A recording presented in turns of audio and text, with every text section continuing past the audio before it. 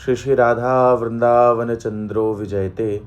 नारायण सभी भक्तों को 3 मार्च 2026 मंगलवार को पूर्ण चंद्र ग्रहण लग रहा है, फागुन शुक्ल पूर्णिमा को।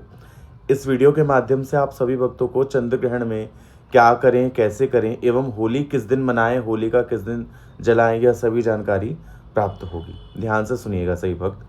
3 मार्च अर्थात फागुन शुक्ला पूर्णिमा को हमारे प्राणाधार श्री श्री गौरांग महादेव का प्राकट्य दिवस है। और ये तो बहुत ही उत्तम तिथि है। क्यों?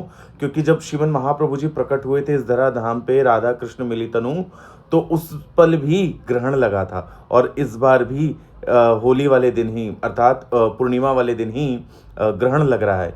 यह हम सभी जीवों पर श्रीमन महाप्रभु जी का अनुग्रह है। कारण क्योंकि महाप्रभु जी जब अवतरित हुए थे तो नाम प्रचार करने के लिए हुए थे, नाम का दान देने के लिए हुए थे। और आप सही भक्त जानते हैं कि ग्रहण काल में नाम जब करे जीव, कोई एक बार भी हरि नाम ले तो एक बार का नाम पुरुष शरण में परिवर्तित हो जाता है। तो पुरुष शरण किसको कहते हैं? पुरुष शरण कहते हैं अगर कोई जीव नाम जपे, जैसे हरे कृष्ण महामंत्र हुआ 16 अक्षर का नाम, या कोई गोपाल मंत्र का जप करे ग्रहण काल में, तो गोपाल मंत्र में हुए 18 अक्षर के नाम। अब उस 18 अक्षर में से एक अक्षर आप ले लीजिए, उस एक अक्षर को 4 लाख से गुणा कीजिए तो बनता है 72 लाख। तो यानी कि उस जीव ने अपने उस पल में एक नाम द्वारा 72 लाख बार नाम जप कर लिया। तो यह तो कृपा है, अर्थात महाप्रभु जी की कृपा है। इस दिन गौर पूर्णिमा भी है, तो पूरे दिन का तो व्रत हम सब भक्तों का रहेगा ही। ठाकुर जी की सेवा कैसे करें? क्योंकि छूतक काल जो है वह सुबह 6:20 से ही शुरू हो जाएगा। तो हम लोग ठाकुर जी की सेवा कैसे करेंगे? तो मंगला में ही ठाकुर जी की मंगला आरती करके, स्नान इत्यादि करा के, भोग इत्यादि पधरा के, स्नान पूजन करके, आरती करके और 5:30 बजे तक ठाकुर जी के दर्शन हम लोग ठाकुर जी को पौढ़ा करके अथवा उनके स्थान पे उनको रख करके और दर्शन बंद कर देंगे, ठाकुर जी के लिए कुछ खाने पीने की वस्तुएं रख करके, क्योंकि 6:20 से तो शूतक काल प्रवेश कर जाएगा। अब उस दिन हम सभी वैष्णव का गौर पूर्णिमा है, इसलिए व्रत भी रहेगा। तो ये तो भगवान की और कृपा हो गई। तो अब हम जीव क्या करें, हम सभी वैष्णव क्या करें? तो इस दिन हम सभी वैष्णव को अपने घर में, गुरु स्थान में, मंदिर में अथवा गंगा, यमुना, सरस्वती, गोदावरी, नर्मदा के स्थान में तट पर जा करके भजन करना चाहिए। जिन भक्तों की हरिनाम दीक्षा हो गई है वो तो केवल हरे कृष्ण कृष्ण कृष्ण हरे हरे, हरे राम राम राम हरे हरे इस महामंत्र का जप करें। अथवा जिनकी ब्राह्मण दीक्षा हो चुकी है तो वह जीव गोपाल मंत्र, काम गायत्री, कृष्ण गायत्री इत्यादि का जप भी कर सकते हैं। तो अब हम वैष्णव क्या करें? हम जितने भक्त हैं अर्थात मैं छोटा हरिद्वार मुरादनगर में पूर्व भी गया था ग्रहण काल में, और इस बार भी हम लोग पहले वहाँ पहुँच जाएंगे हरिद्वार में। तो वहाँ जा कर के हम लोग 2 बजे तक वहाँ पहुँच जाएंगे। क्यों? क्योंकि ग्रहण के पूर्व भी स्नान होता है, ग्रहण के मोक्ष होने पर भी स्नान होता है और ग्रहण के मध्य में भी स्नान किया जाता है। तो अगर हम पहले पहुँच जाएंगे तो अमनिया वस्त्र लेकर के जाएंगे, वहाँ स्नान करके 3 बजते बजते हम लोग अपने आसन पे बैठ जाएंगे, भजन के आसन पे। घर में भी अगर आप भक्त करते हैं तो आप भक्त घर में भी अपना आसन लगा लें, उसी के ऊपर विराजमान हो जाएं।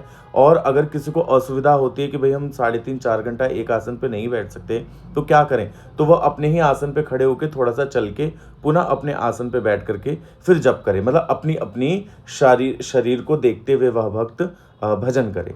दूसरा, तो हम लोग वहाँ पर बैठ, ग्रहण शुरू होने से पहले अर्थात 3 बजे ही हम लोग स्नान करके गंगा में और अपने अपने भजन के आसन पे आकर के विराजमान हो जाएंगे। तत्पश्चात 3:20 से जब ग्रहण शुरू होगा तो सभी भक्त अपना अपना जप करना शुरू कर देंगे। और 6:48 पे जब ग्रहण का मोक्ष हो जाएगा तो मोक्ष होने के बाद पुनः गंगा जी में स्नान करके, धूप दीप आरती करके, और हम सभी भक्त गौर पूर्णिमा के आनंद में आनंदित होंगे अपने अपने मंदिरों में। एवं आप देखिए कि अब हम उस दिन और क्या कर सकते हैं। उस दिन तो केवल जल्दी जल्दी तो क्या बनेगा, उस दिन तो व्रत ही है, तो फल ही अमनिया करके अपने ठाकुर जी को भी भोग लगाएं और स्वयं भी फल पाएं। अथवा 7 बजे के बाद भोग इत्यादि बना करके खा सकते हैं। ठीक, अब हम क्या करें? और देखिएगा, आप अगर ये सब करेंगे तो कहा जाता है शास्त्रों में कि अगर कोई ग्रहण काल में जप करे, तप करे या पुरुष शरण करे तो उस जीव को बहुत जल्दी सिद्धि लाभ होती है। अब हम वैष्णव को तो सिद्धि लाभ एक ही है कि हमें इन्हीं नेत्रों से हमारे प्राणाधार ठाकुर श्री श्री राधा वृंदावन चंद्रजू का साक्षात्कार हो जाए। तो बड़ भागी उस जीव के जो जीव पुरुष शरण करे और उसको इन्हीं नेत्रों से ठाकुर श्री श्री राधा वृंदावन चंद्रजू का साक्षात्कार हो जाए। ये तो अत्यंत कृपा हो जाएगी ना भगवान की। तो अब हम और क्या करें? तो जब ग्रहण काल खत्म हो जाए, तो अब कई भक्त प्रश्न पूछ रहे थे कि हम होलिका किस दिन दहन करेंगे। तो इस बात को भी ध्यान से सुनिए। होलिका दहन होगा 2 तारीख को। 2 तारीख को संध्या तक तो रहेगी भद्रा, इसलिए उत्तम समय जो है होलिका दहन का वो रहेगा 2 मार्च को रात्रि 12:50 से लेकर के 2:02 तक। ये समय रहेगा 2 तारीख को होलिका दहन का। और होली खेली किस दिन जाएगी? तो होली हम लोग खेलेंगे 4 मार्च को। 4 मार्च के दिन हम सभी भक्त अर्थात बुधवार को होली उत्सव खूब धूमधाम से मनाएंगे। ग्रहण का मोक्ष हो जाने के बाद आप सभी भक्त अपने घर में सेंधा नमक का पोछा लगाइए, पूरे घर में गंगा जल छिड़किए एवं ग्रहण शुरू होने से पहले अपने संपूर्ण घर में तुलसी पत्र इत्यादि रख दीजिए। आटा, चावल, मसाले, फ्रिज इत्यादि, जल इत्यादि में तुलसी पत्र रख दे। क्यों? क्योंकि तुलसी के अंदर होता है मरकरी अर्थात पारा।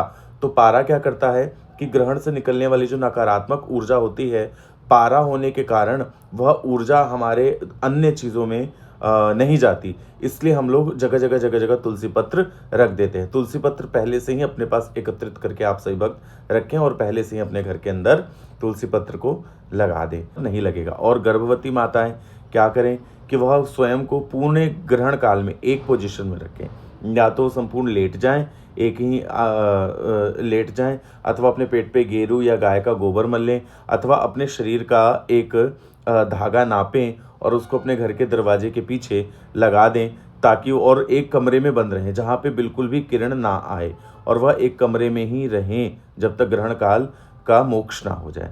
ठीक, ग्रहण का मोक्ष हो जाने के बाद आप सभी अधिक से अधिक दान करें।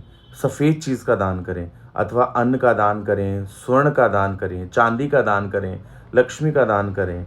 ठीक है, अधिक से अधिक दान करें, जितना हो सके उतना दान। एक बात और कि ग्रहण काल में कुछ भक्तों के ऊपर इस बार कुछ राशि के जो भक्त हैं उनके ऊपर कुछ उनका विशेष प्रभाव पड़ेगा। जैसे सिंह राशि, वृश्चिक राशि और कुंभ राशि, इन 3 राशियों पे विशेष प्रभाव है उसका, कुछ हानि हो सकती है।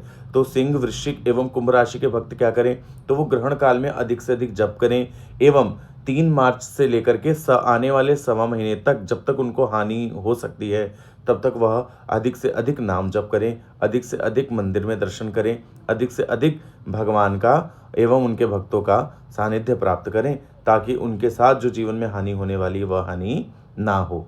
तो ये ग्रहण की थी संपूर्ण जानकारी। निताई गौर प्रेमानंदे, हरि हरि बोल। सभी भक्तों को नारायण नारायण। जो भक्त, हाँ एक बात और, जो भक्त हमारे साथ मुरादनगर जाना चाहते हैं तो हमारे साथ भी चल सकते हैं गंगा जी में जप करने के लिए, अथवा वो स्वयं भी मुरादनगर छोटा हरिद्वार में पहुंच सकते हैं, या वह भक्त लाइव हम सभी भक्तों के साथ जुड़ सकते हैं। हम सभी भक्तों के साथ फेसबुक के माध्यम से लाइव जुड़ करके जप कर सकते हैं और अपने जीवन को धन्य कर सकते हैं। धन्यवाद सभी वैष्णव भक्तों को। नारायण।